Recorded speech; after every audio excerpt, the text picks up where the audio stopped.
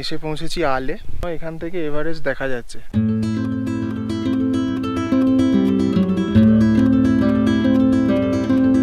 সান্দাকফু থেকে ডাইরেক্ট মানেভঞ্জন পৌঁছলাম। প্রচণ্ড কষ্টকর একটা জার্নি, মানে আমি তো খালি ভাবছিলাম যে কখন এই রাস্তাটা শেষ হবে। তো আজকে আমাদের ট্রিপের 3rd ডে। আমরা ভেবেছিলাম যে এখান থেকে থাকুম আল হয়ে আবার আজকে এখানেই থাকবো, কিন্তু কালকে যেটা বলেছিলাম যে এখানকার জায়গাটা অতটাও আমাদের খুব একটা ভালো লাগেনি, আর থাকুম যাওয়ার প্ল্যানটাও আমরা ক্যান্সেল করেছি। তার বদলে আমরা একটু তাড়াতাড়ি নিচে নেমে যেতে চাইছি, কারণ নিচে নেমে গিয়ে অন্য একটা জায়গা মোটামুটি একটা ঠিক করা হয়েছে। সেখানে হোটেল পাওয়া যাবে কি যাবে না তার উপর ডিপেন্ড করছে আমরা সেখানে যেতে পারবো কি না। তো যদি যেতে পারি তাহলে অবশ্যই ভিডিওতে দেখাবো। আপাতত আমরা সান্দাকফু নমবুদ্ধা হোমস্টে থেকে বেরিয়ে পড়লাম। এখন যাচ্ছি হচ্ছে আল। এখান থেকে জাস্ট 1.5 থেকে 2 কিলোমিটার রাস্তা। আল দেখে আমরা রিটার্ন করে যাব, নিচে নেমে যাব।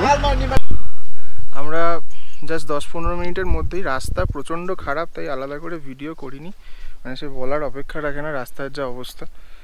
তো আমরা এসে পৌঁছেছি আলে, আর ভাগ্যদেবতা এতটাই প্রসন্ন এখান থেকে এভারেস্ট দেখা যাচ্ছে। তো বেশি কথা বলবো না, যতটা সম্ভব আমার মানে গোপ্রোতে হবে না, ফোনে যতটা সম্ভব আপনাদের এভারেস্টের ভিডিওটা দেখানোর চেষ্টা করছি।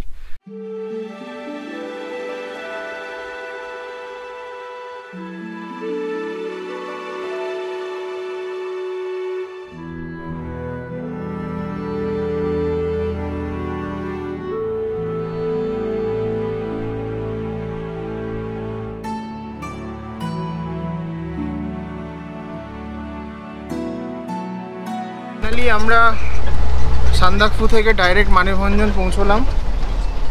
প্রচণ্ড কষ্টকর একটা জার্নি, মানে আমি তো খালি ভাবছিলাম যে কখন এই রাস্তাটা শেষ হবে। আগের দিন যখন গেছি তখন মাঝখানে বেশ কিছু জায়গায় হল্ট দিতে দিতে চিত্রে, মেঘমা এবং তারপরে তুমলিংয়ে 1 নাইট স্টে করে আমরা সান্দাকফু পৌঁছেছিলাম। তো আজকে যেহেতু পুরো রাস্তাটা আমরা এক টানে এসছি তাই প্রচণ্ড কষ্ট হয়েছে। আর কালাপুকুরি অবধি সান্দাকফু থেকে কালাপুকুরি অবধি যে রাস্তাটা, ওই রাস্তাটা অ্যাকচুয়ালি রাস্তা নয়, হ্যাঁ শুধু বোল্ডারে ভরা। তো মানে প্রচণ্ড কষ্টকর একটা জার্নি। এখন এই আর মোটামুটি 1-1.5 কিলোমিটারের মধ্যে আমরা মানেভঞ্জন ঢুকবো। ওভারঅল এক্সপিরিয়েন্স খুব ভালো, তবে গত রাত্রিরে আমার একটু প্রবলেম হয়েছিল, মানে শরীরটা একটু খারাপ হয়েছিল, সেই সাথে সবারই অল্প বিস্তর একটু ব্রিদিং প্রবলেম হয়েছে, যা হয়। সান্দাকফু যথেষ্টই হাই অল্টিটিউড, সেই কারণে সবারই একটু প্রবলেম হয়েছে। তাই আজকে আমাদের যেটা এক্সট্রা দিন ছিল ফালুট না যাওয়ার কারণে, তো সেই এক্সট্রা দিনটা আমরা প্রথমে ভেবেছিলাম যে আমরা সান্দাকফুতেই থেকে যাব, কিন্তু যেহেতু সবার শরীরটা একটু হলেও খারাপ করছিল তাই আমরা সবাই মিলে মিলিতভাবে সিদ্ধান্ত নিলাম যে না, আমরা নিচে নেমে যাই। নিচে নেমে গিয়ে অনেক স্পট আছে, কোথাও না কোথাও একটা আমরা হোমস্টে বা হোটেলস পেয়ে যাব, তো সেখানে আমরা থাকবো। যাই হোক, কথা বলতে বলতে আমরা মানেভঞ্জন ঢুকে গেলাম।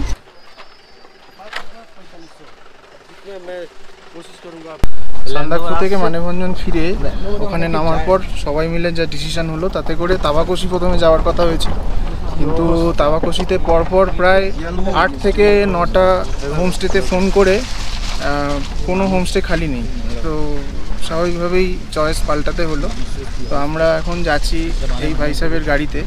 উনি আমাদের একটা নতুন জায়গার সন্ধান দিলেন, জায়গাটার নাম হচ্ছে অরণ্য আবাস। তো সেখানে যাচ্ছি, সেটা রঙ্গিত নদীর ধারে, মানে একদম রিভার বেডেই একটা হোমস্টে রিসর্ট টাইপের। সেখানে আমরা আজকে রাত্রিটা থাকবো। যাওয়ার রাস্তাটা ভারী সুন্দর, জঙ্গলের প্রায় জঙ্গলের মধ্যে দিয়ে। তো এখন এগিয়ে চলেছি, খুব বেশি দূর নয়, 7 থেকে 8 কিলোমিটার রাস্তা, 8 ঘন্টা মতন টাইম লাগবে।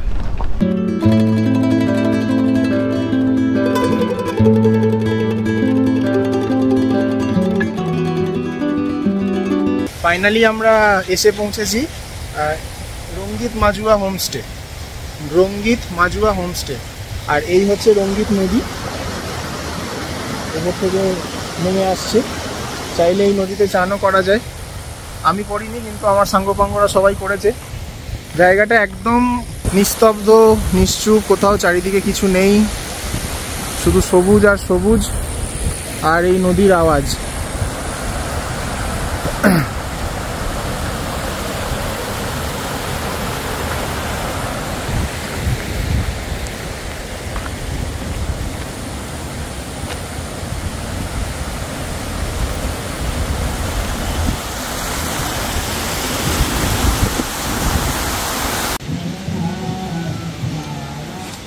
তো আমরা এই রঙ্গিত মাজুয়াতে যে হোমস্টেটায় রয়েছি সেটার রুমটা দেখুন কি দারুণ, ডবল ডেকার বেড, ওপরে একজন নিচে একজন।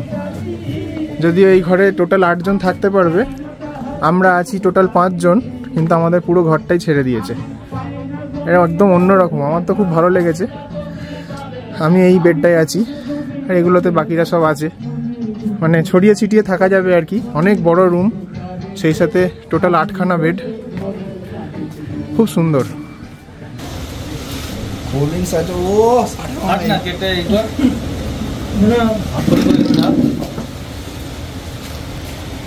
তো আমাদের ট্যুরের লাস্ট নাইট সেলিব্রেশন হচ্ছে। আগামীকাল আমরা বিকেলবেলা শিলিগুড়ি থেকে বাস ধরবো। লাস্ট নাইট সেলিব্রেশন হচ্ছে বারবিকিউ দিয়ে, বারবিকিউ আর কোল্ড ড্রিঙ্কস। অসাধারণ বানিয়েছে দেখেই মনে হচ্ছে। বিশ্বদীপ আর পলাশ দায়িত্ব নিয়ে এগুলোকে পিস করছে, আমরা শুধু খাবো। ও কসাই বিশ্বদীপ, বিশ্ব কসাই। আজকে আমাদের ট্রিপের লাস্ট ডে, লাস্ট নাইট বলা যেতে পারে।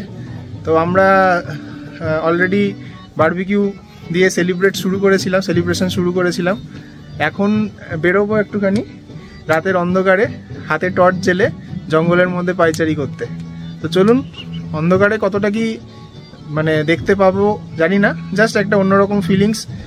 রঙ্গিত নদী বয়ে চলেছে, তার শব্দ, মানে মনটা এমনিই ভালো হয়ে যায়।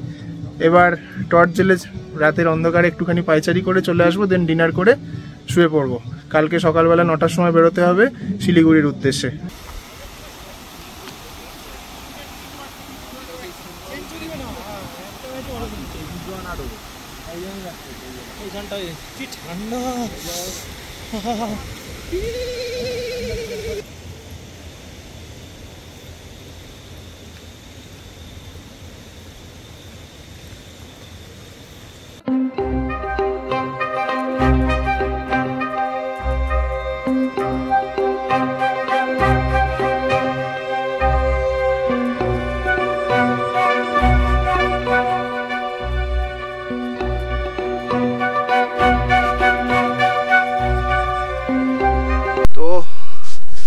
আমাদের ট্রিপ অলমোস্ট শেষ।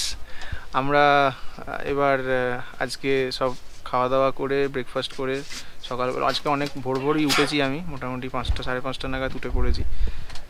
জায়গাটা, পরিবেশটা খুবই সুন্দর, চারপাশে শুধু পাখির ডাক আর নদীর জলের শব্দ, একদম নিলিবিলি পরিবেশ।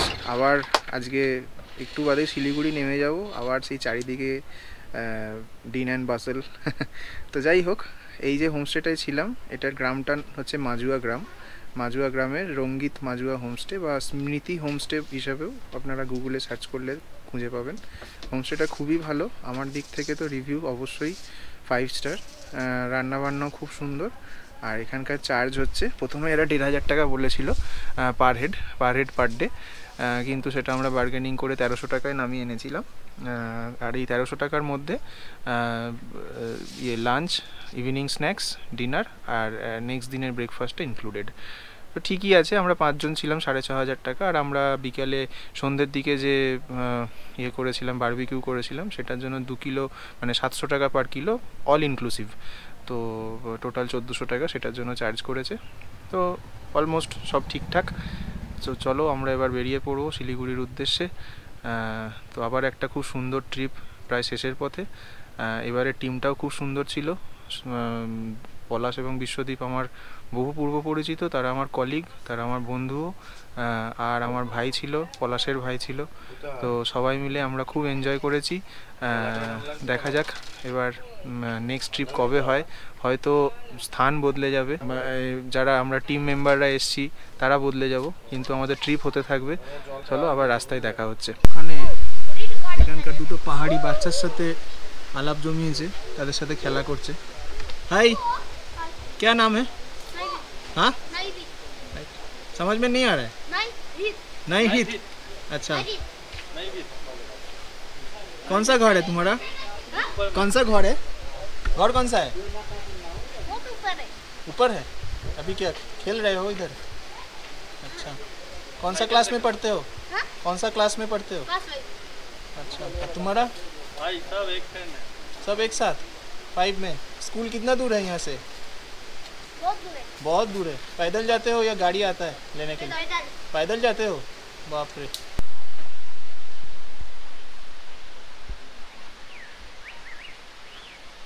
তো আমাদের ট্রিপ শেষ, মানে ভিডিও আমি এখানেই শেষ করব।